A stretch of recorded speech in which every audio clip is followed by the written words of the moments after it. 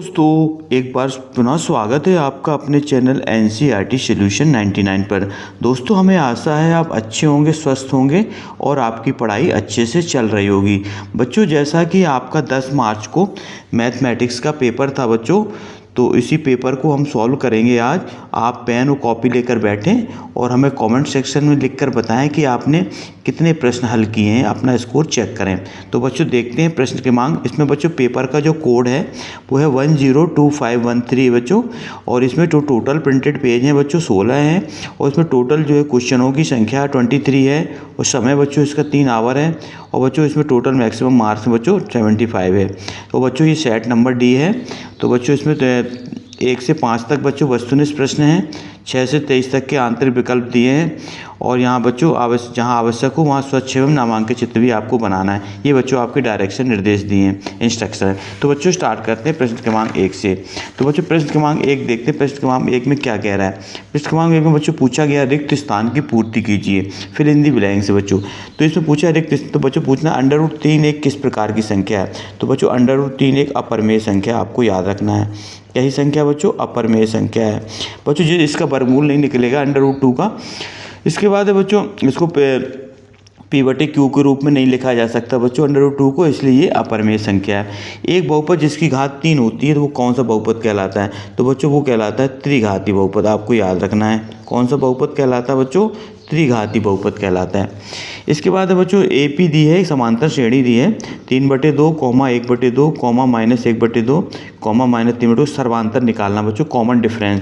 तो common difference बच्चों इसका -1 आएगा, क्योंकि 1/2 में से बच्चों हम घटाएंगे -3/2, तो इस पर एलसीएम लेंगे बच्चों तो 2 आएगा, और यहाँ बच्चों आएगा 1, यहाँ आएगा -3, तो बचेगा -2/2। तो 2 से 2 कटेगा बच्चों, तो -1 आएगा। सभी सर्वांग त्रिभुज कैसे होते हैं, आपको बताना सभी सर्वांग त्रिभुज कैसे होते हैं। तो बच्चों सभी सर्वांग त्रिभुज जो होते हैं वो समरूप होते हैं, आपको याद रखना है। सभी सर्वांग त्रिभुज कैसे होते हैं? समरूप होते हैं। वृत्त की 2 बिंदुओं को मिलाने वाली विच्छेद करने वाली रेखा क्या कहलाती है बच्चों? तो ये आपको याद है छेदक रेखा कहलाती है। कौन सी बच्चों? छेदक। ये वृत्त है बच्चों, इसके 2 बिंदु हैं, ये इनको मिलाने वाली रेखा छेदक रेखा कहलाएगी। किसी घटना E के लिए PE + P0E इसका मान बच्चों 1 के बराबर होता है, ये आपको याद रखना है। ये प्रायिकता का प्रश्न है बच्चों, और ये अक्सर परीक्षा में पूछे जाने वाले प्रश्न हैं। इसके बाद है बच्चों प्रश्न क्रमांक 2 देखते हैं। प्रश्न क्रमांक 2 में बच्चों सत्य और असत्य, ट्रू और फॉल्स बताना है आपको। तो समरूप त्रिभुजों के क्षेत्रफल सदैव बराबर होते हैं बच्चों। ये आवश्यक नहीं है कि समरूप त्रिभुजों के क्षेत्रफल बराबर हों। तो हाँ, समरूप त्रिभुजों के क्षेत्रफल जो है संगत ऊंचाई पर बने वर्गों के अनुपात के बराबर होता है, ये आपको याद रखना है।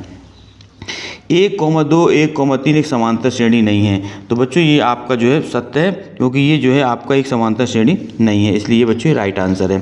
किसी बिंदु की y अक्ष दूरी उस बिंदु का y निर्देशांक होती है। तो बच्चों ये गलत है। किसी बिंदु की y अक्ष दूरी उस बिंदु का y निर्देशांक नहीं होती बच्चों, x निर्देशांक होती है। कैसे, कौन सा निर्देशांक? x निर्देशांक। बच्चों ये भी आपका गलत है।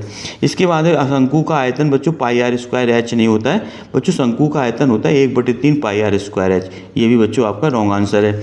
घटना E की प्रायिकता एक ऐसी संख्या PE है जो 0 से बड़ी होनी चाहिए बच्चों, और 1 से छोटी होना चाहिए।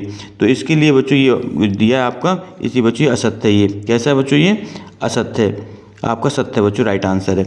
इसके बाद दीर्घ वृत्तखंड का क्षेत्रफल संगत त्रिज्यखंड के क्षेत्रफल से कम होता है। तो बच्चों दीर्घ वृत्तखंड का जो क्षेत्रफल होता है वो संगत वृत्तखंड के क्षेत्रफल से कम नहीं होता है, अर्थात ज़्यादा होता है बच्चों, ऐसा है नहीं। तो ये बच्चों ये भी आपका क्या है? असत्य है बच्चों। तो इस तरह बच्चों आपके पहला और तीसरा असत्य है बच्चों, बाकी आपके पहला, तीसरा और 5वां 6वां असत्य है, बाकी आपके सत्य हैं। इसके बाद बच्चों अगला देखते हैं प्रश्न क्रमांक 3 देखते हैं। सही जोड़ी आपको मिलाना है, मैचिंग बच्चों। तो पहला है 9 sin² A - 9 tan² A। तो बच्चों इसका मान होता है 9 के बराबर होता है, क्योंकि इसमें बच्चों 9 कॉमन आएगा, और sec² - tan² की वैल्यू 1 होती है। तो इसका बच्चों राइट आंसर है आपका F। इसके बाद है cos 0 का मान जो होता है बच्चों वो आपका होता है 1 के बराबर। किसके बराबर होता है बच्चों? 1 के बराबर। इसका राइट आंसर बच्चों 1।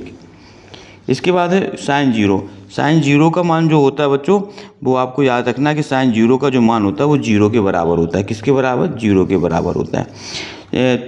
कोण थीटा वाले त्रिज्यखंड का क्षेत्रफल। त्रिज्यखंड का क्षेत्रफल होता है बच्चों theta upon 360 into pi r square, जहाँ आर बच्चों त्रिज्या होती है वृत्त की। इसके बाद है बच्चों अर्धगोले का वक्रपृष्ठीय क्षेत्रफल। अर्धगोले का जो वक्रपृष्ठीय क्षेत्रफल होता है बच्चों वो 2 पाई आर स्क्वायर होता है, इसको आपको नोट कर लें। और अर्धगोले का संपूर्ण पृष्ठीय क्षेत्रफल, अर्धगोले का संपूर्ण पृष्ठीय क्षेत्रफल होता है बच्चों 3 पाई आर स्क्वायर। तो बच्चों ये हमारे सही जोड़ी संपन्न होती हैं। इसके बाद हम बच्चों पृष्ठ क्रमांक 4 की ओर चलते हैं। पृष्ठ क्रमांक 4 क्या कहता है इसको देखते हैं। द्विघात समीकरण का मानक रूप लिखना है। तो बच्चों द्विघात समीकरण का जो मानक रूप होता है बच्चों वो ये आप नोट कर लें, ax² plus bx plus c बराबर 0। इसका बच्चों राइट आंसर यही है। दो त्रिभुजों के समरूप होने के लिए एक शर्त लिख लिए। बच्चों दो त्रिभुज है मान लीजिए आपके ये, इनके समरूप होने के लिए बच्चों शर्तें, तो बच्चों एक शर्त लिखते हैं अपन। एक शर्त है कि दोनों संगत भुजाएं क्या होनी चाहिए, बराबर होना चाहिए बच्चों। संगत भुजाएं कैसी हों, बराबर हों, या संगत कोण बराबर हों। तो बच्चों ये इनकी शर्तें हैं, या तो संगत भुजाएं बराबर होना चाहिए या इनकी संगत कोण बराबर होना चाहिए। मूल बिंदु 0 0 से बिंदु x1 y1 की दूरी होती है बच्चों, तो इसका सूत्र होता है √x² प्लस y²। इसको आपको नोट डाउन कर लें, x² प्लस y²। किसी खंभे की छाया तथा ऊंचाई समान होने पर सूर्य का उन्नयन कोण कितना होता है। तो बच्चों सूर्य का जो उन्नयन कोण होता है बच्चों 45 डिग्री होता है। इसके बाद है बच्चों ये वन लाइनर प्रश्न है। कोण थीटा एवं त्रिज्या आर वाले त्रिज्यखंड के संगत चाप की लंबाई का सूत्र बताना है। तो बच्चों चाप की लंबाई का सूत्र जो होता है बच्चों वो होता है थीटा अपॉन 360 इंटू बच्चों 2 पाई आर, जहाँ पर आर बच्चों वृत्त की त्रिज्या है। आपको ये भी नोट कर लेना है। वर्ग 20 से लेकर 40 का वर्ग चिन्ह मध्य बिंदु निकालना है। तो बच्चों मध्य बिंदु के निर्देशांक निकालने के लिए बच्चों ये 20 जो है निम्न सीमा कहलाती है और 40 उच्च सीमा कहलाती है। इनको बच्चों जोड़ देंगे दोनों को और इसमें 2 का भाग दे देंगे, तो 40 20 बच्चों 60 आएगा और 60 में बच्चों 2 का भाग देंगे तो 30 आ जाएगा। तो बच्चों इसका राइट आंसर बच्चों 30 है। 20 से 40 के वर्ग चिन्ह, तो इसका बच्चों राइट आंसर क्या है, 30 है। इसके बाद बच्चों प्रश्न क्रमांक 5 देखते हैं। प्रश्न क्रमांक 5 में बच्चों हमें बताना सही विकल्प चुनना है। MCQ based question